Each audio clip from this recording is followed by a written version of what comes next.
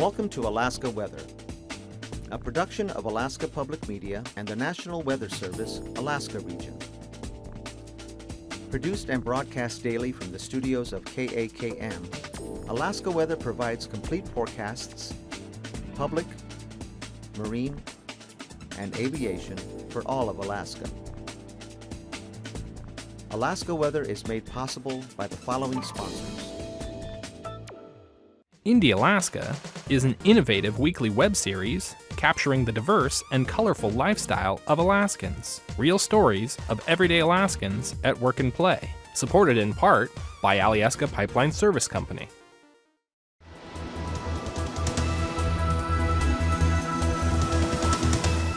The National Weather Service.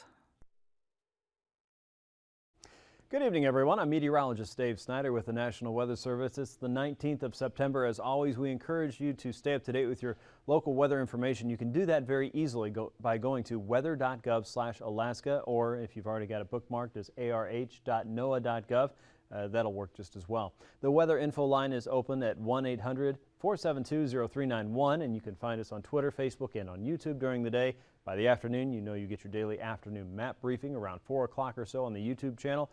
If you go to youtube.com/NWS Anchorage, for example, that'll get you into the right place there. Around 4 o'clock, you'll see that posted. And then following this broadcast on our broadcast partner, alaskapublic.org, you can look on the bottom right-hand side of their page and see this show, the entirety of Alaska Weather there. And you can also download that anytime by going to YouTube itself and type in AKwx TV, Alaska Weather TV for short, and you'll find that channel here brought to you by Alaska Public. So lots of ways to catch up on your Alaska weather during the day. Here are the headlines as we see them today. The 11th day of rain for South Central and Anchorage. If you're in South Central, you know it has been a long stretch of dreary and wet weather. Everyone in Southeast says, and so what, right? Yeah, well, it's a little bit unusual for South Central to be in such a long stretch of wet weather, but it's not unheard of, just a little bit more out of the norm. Storms are going to focus on Southeast this weekend, so everyone in South Central will be looking your way and saying, here's some rain, folks, have at it. The wintry mix for the North Slope is continuing through the weekend. In fact, periods of snow and wind were moving over Barrow today. Visibility only down to about 1.5 to 2 miles, so not a blizzard yet, but certainly starting to look a little bit more autumnal, if not wintry at times. A weak ridge is developing over the Bering Sea. That's high pressure, and that means some drier air is working its way eastward, slowly and surely. So the weather pattern changing up just a little bit. Even if just for a moment, it does seem to be changing its shape somewhat. We'll take a look at that upper level weather pattern here in just a few minutes. Here's a look at the satellite picture now. As you can see, northerly flow coming through the Bering Strait, reaching into the eastern Aleutians, still dropping clouds across the Pribilofs and the eastern chain itself. Here's a pretty decent patch of drier air out across the west with a little bit of a ridge building right here, so that's helping to kind of squash a little bit of the clouds. But on the back side of that is still ample moisture moving out of the tropical Pacific, heading for the west and west central parts of the chain. Now this will eventually be the first wave of winds moving its way into the western Aleutians tonight and tomorrow, but it already is showing signs of weakening as it's moving into that more stable zone of high pressure. Behind that, though, certainly some clouds and low clouds, fog and stratus, and cooler weather across the western side of the Kamchatka Peninsula. Here's a look at all of Alaska now, and you can see in the Gulf that spiraling shape there, pushing a lot of moisture into the northern Gulf Coast, South Central, and now southeast as that frontal boundary has been working through. Some gusty winds working through there today. Some of those winds may still stay up as we head through tonight and tomorrow, so if you're experiencing gales now, chances are they're still going to be around tomorrow morning as that low pressure system shifts a little bit further back to the west. Eventually that frontal system will kind of break off a little bit by Sunday, and the winds will subside in your area. And that's keeping the wet weather over South Central. It's kind of pushing and nudging that wet weather up the hillsides and creating at least some light rain, if not occasionally moderate rain. A little bit further to the west, clouds still working over Norton Sound and the Yukon Valley out through the YK Delta. Some of that has been light today, but the more energetic part of the storm for sure is across the Gulf Coast and even around Yakutat today. We were a little surprised to see some showers and thunderstorms there. Actually had some lightning strikes around the Yakutat region, so a little bit of a boost to the storm's energy right there. Clouds continue to work across the coastal plain as they are working across the North Slope. Those easterly winds bringing that moisture together, creating some low clouds and fog and snow. Occasionally some rain mixed in with it, but temperatures have been cool enough for a lot of that to just be light snow. A little bit further out to the west on the far left-hand side of your screen, you can see the approaching clouds coming in from the storms that we saw out across the North Pacific. As those move closer and closer to Shemya, the winds will probably come up a little bit, but as we said, already shows signs of weakening. Here's a look at the weather map then as we see it. A 984 millibar low sitting just off the coast of Seward. 984 millibars is enough to bring up a southerly flow into the Gulf Coast. A few showers and thunderstorms there around Yakutat on top of the rainfall, and some patchy rain across southeast with a ridge starting to give way and another surge of moisture lifting northward. Across the north, pockets of snow and fog and easterly winds gusty at times across Point Barrow and all the way out toward the east. High pressure is nosing its way northward. It's still got some low clouds and some fog out across the Bering. You'll see the next wave of low pressure creeping in on the Aleutians at 977 millibars. It's nothing to really write home about just yet, but it does seem like it's going to bring up the wind a little bit from the south. But already it shows signs that it's not going to be around a whole lot longer. Trough of low pressure across the interior is allowing that southerly flow just to keep sloshing its way up across from the open waters of the Gulf inland. Up to the north, there's an opportunity for some light snow at elevation in the Brooks Range and also across the coastal plain. More often than not, though, the further south you go, that's going to be more rain than anything else. Across southeast, the triple point part of the low pressure system working its way towards Sitka at 998 millibars. The winds are going to tighten up a little bit more tonight and into tomorrow. So plan on the winds getting a little bit stronger before they get better, it looks like. By Saturday, the front will be generally north and east of Juneau and trying to get over the hills a little bit. And we still have a decent south and southeasterly flow coming up through the Dixon entrance. So the winds are going to be moving around.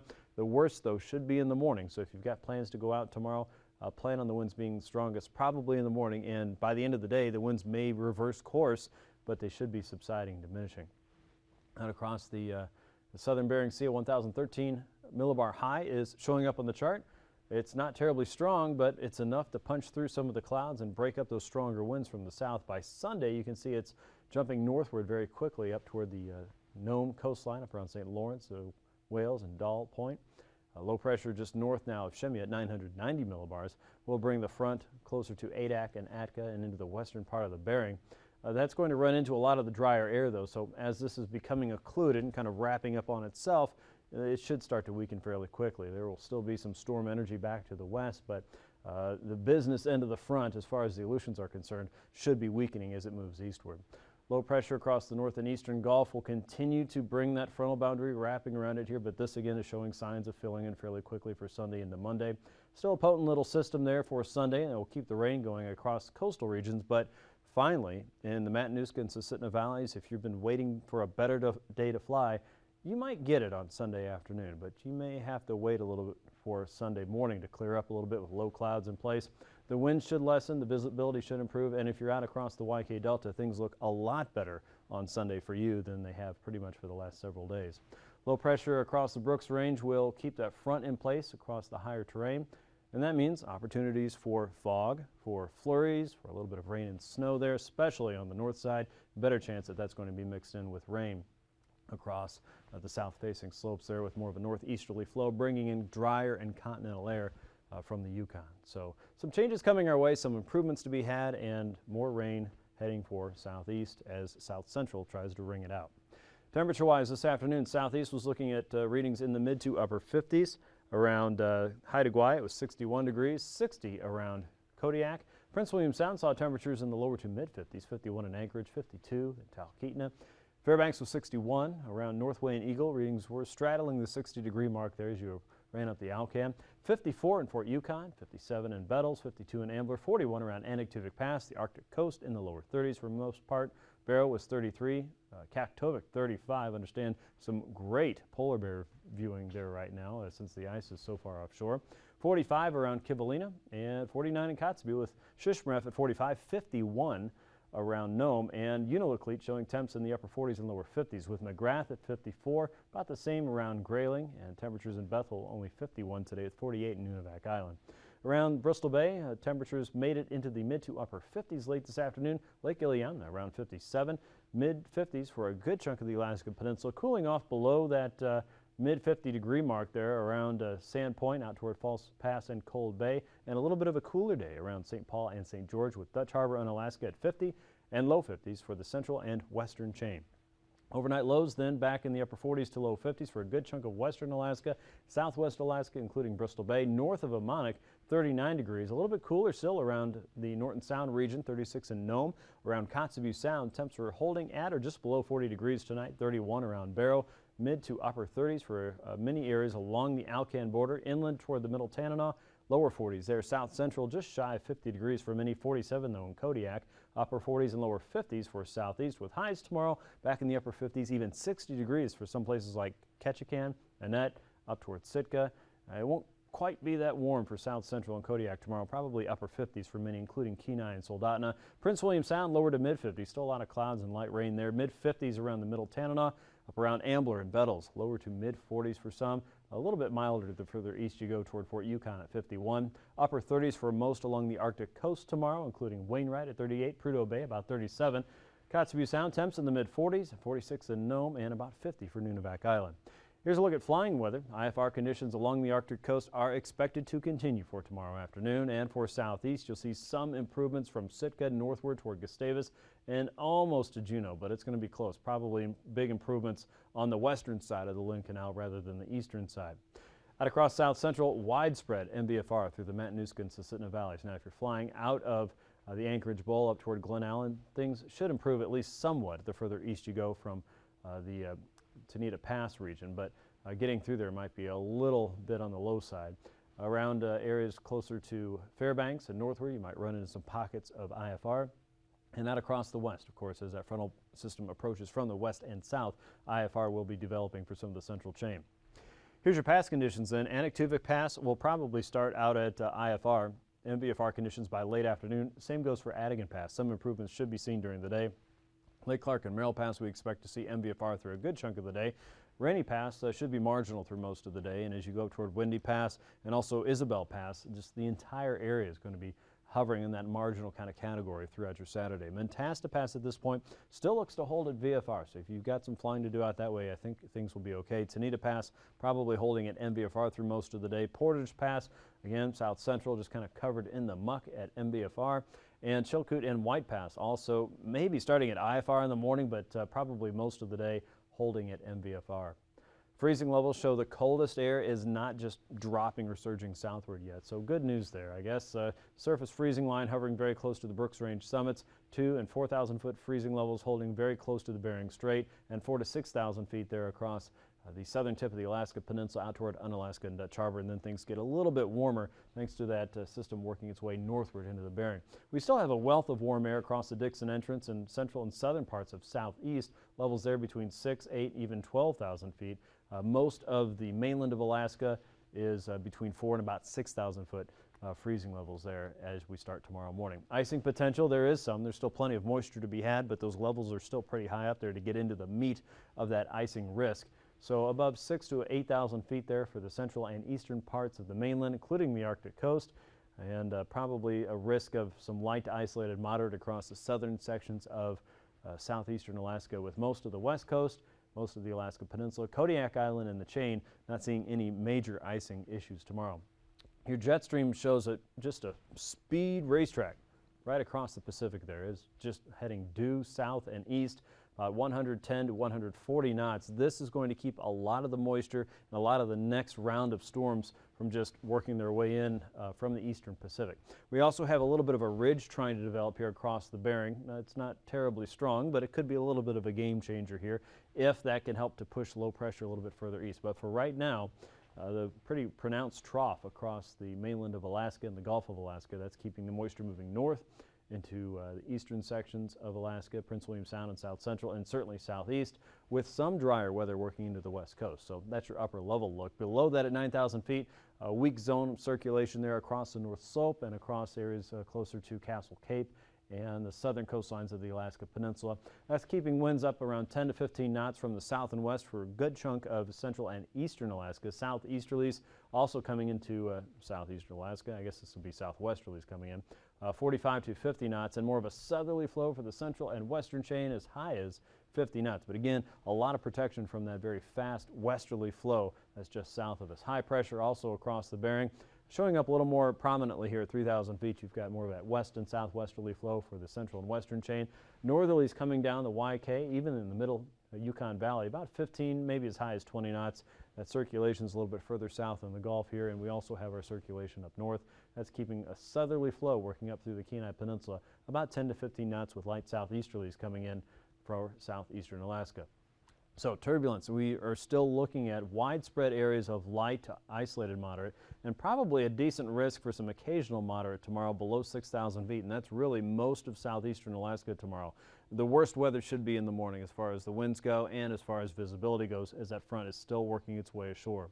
Up across the Arctic coast, light to isolated moderate, especially east of Barrow. That's going to be below about 4,000 feet. And across the western half of the Seward Peninsula, areas in the eastern chain and out across the west as that frontal system approaches from the south below 6,000 feet. Some areas from Kiska to Attu could be looking at occasional moderate. Let's look at your aviation forecast for your Saturday. We'll be back in just a few minutes with a sea ice update and, of course, your marine weather forecast. Stay tuned.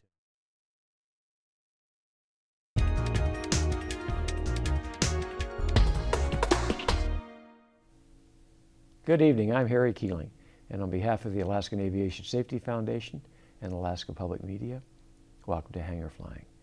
Our guest last time was Tim Kuntz. Tim's a very experienced operator, and he's currently the manager at Lake Hood, and he was on the program last time talking about the master plan. I want to welcome him back. Tim, nice to have you back on the show. Great to be here. Let's talk a little bit about, here it is, the end of September. Let's talk a little bit about preparations that, let's talk about winter flying. What do you consider, what's going through your mind as we transition to winter flying, you and your staff?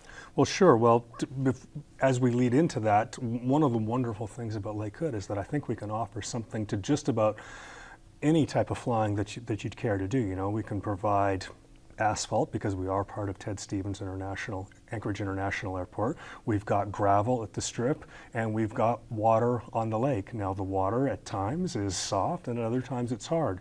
We're starting to get ready for the hard season. There will be a transition period, of course, where the ice becomes, the lake is too frozen to really be successful using floats off this, so people will stop doing that.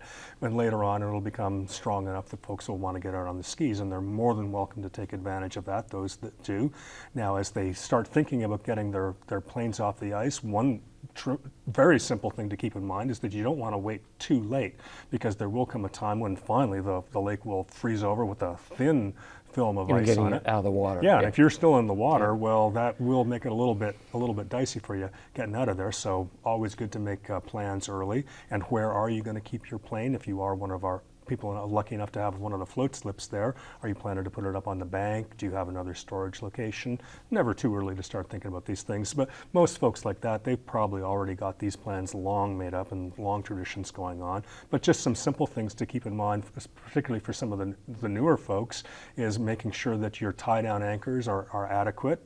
That goes year round, but in the wintertime, and particularly leading through the fall, we do get some fairly gusty conditions at times, so you want to make sure that you've got your precious airplane nicely secured, and you also want to make sure that you are in a position where you can come out and check those tie downs if it does get stormy.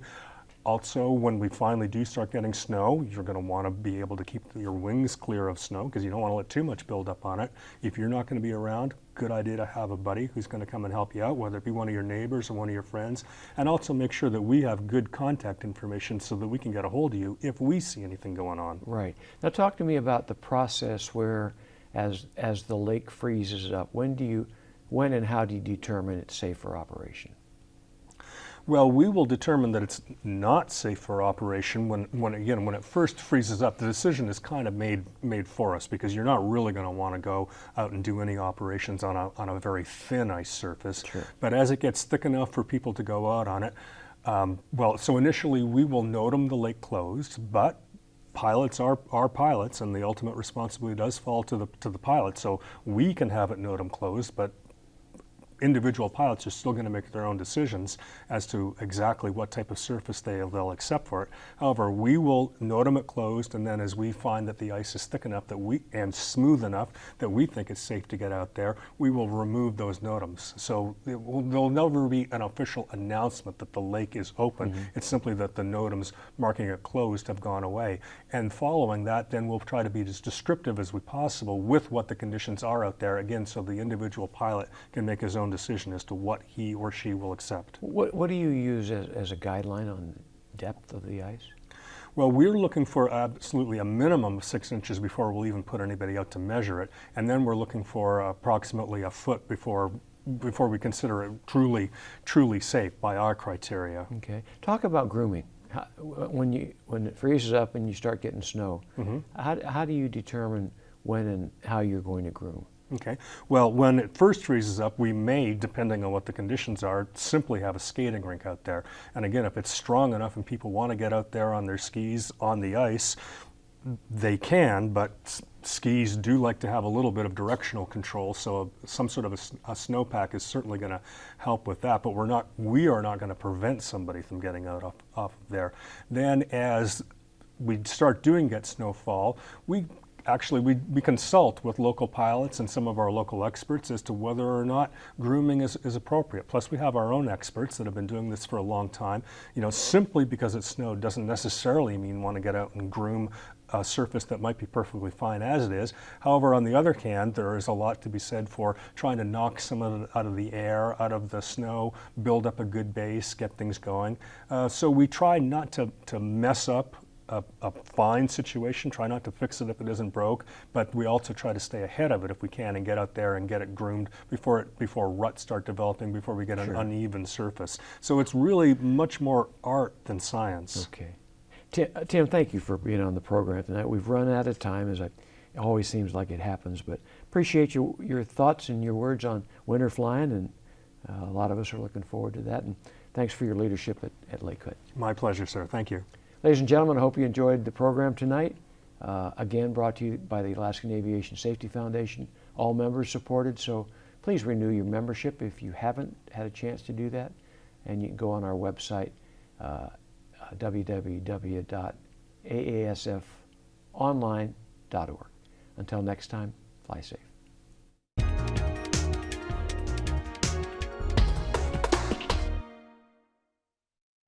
Thanks so much, Harry. We'll see you again on Monday. Here's a look at today's sea ice edge. Again, about 100 to about 120 miles, nautical miles, northeast of Kaktovik and Barrow right now. We're very close to, if not on top of, that sea ice minimal extent for the season. You can read more about that on our Facebook page. We posted information about that yesterday, as well as a map very similar to this.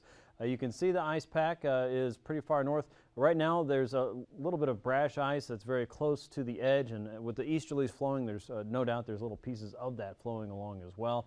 Eventually some of that fresh water will start to refreeze again on the coast if it hasn't already, and we will begin our new sea ice season here as we round the turn into October 1st. Anytime you want to check out the ice conditions or some of the imagery that we're using to analyze the ice, you can do that easily by going to our Sea Ice Program's webpage, weather.gov/anchorage/ice.php.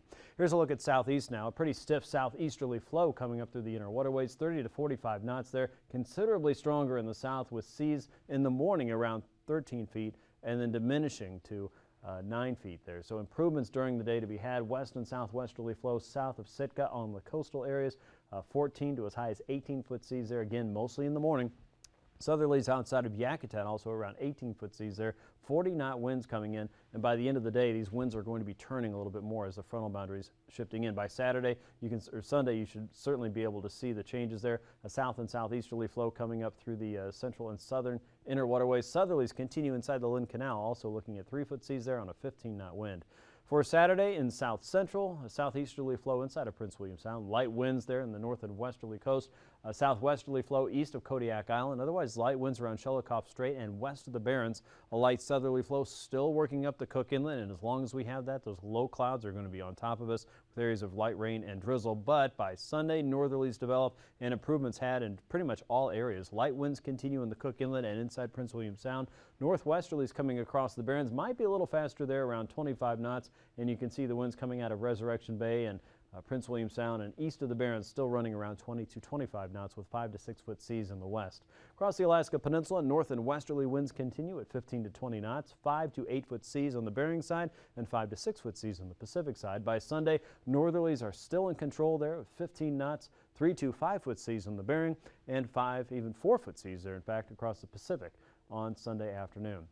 For the Aleutians, a south and easterly flow for Kiska and Attu at 25 to 30 knots, 10 to 13 foot seas there with more of a northwesterly flow, still making it across Unalaska to Nikolsky with 15 to 20 knots and 5 to 6 foot seas. Winds are switching around here right under that very weak and developing area of high pressure, and then we're getting back into our southerly flow for Adak and Atka with 5 to 6 foot seas there on Saturday. By Sunday, the southerlies are picking up a little bit more. The ridge has shifted eastward ever so slightly, and now that puts Unalaska and Nikolsky in more of a light and variable flow.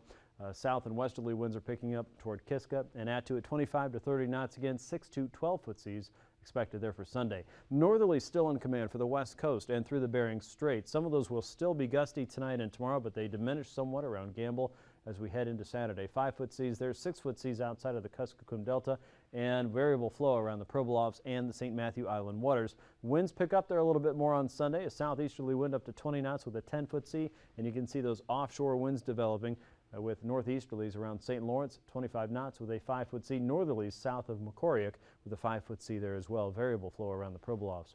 Easterlies will stay strong on Saturday up to 30 to 35 knots there, and that means freezing spray is still an issue, especially the further north you go. North and northwesterly winds coming into Kotzebue Sound with a 6 foot sea there. Sunday, the winds diminish ever so slightly in the Beaufort down to 25 knots. Light southerly flow north of Point Hope, a light northerly flow outside of Kotzebue Sound, 3 to 4 foot seas in the Chukchi, and 8 to 10 foot seas there in the Beaufort Seacoast. Recapping tonight's weather, the rain will start to shift more of its focus in southeast. It will continue to be soggy and damp for south central with periods of rain and snow mixing across the Arctic coast, and a new storm making its way in from the west will mainly affect the west central Aleutians as high pressure develops across the Bering and tries to slow things down and add more dry air to the weather picture. The winds will be strong on southeast for Saturday but diminish quickly on Sunday with drier air working over the YK. That's a look at your Alaska weather. Thanks for watching. These forecasts are to be used for planning purposes only. Call 1-800-WX-BRIEF for a formal pre-flight briefing. Always file a flight plan before you go flying. The U.S. Coast Guard Auxiliary urges you to leave a float plan with a friend or the harbor master before you go boating. Alaska Weather is made possible by the following sponsors.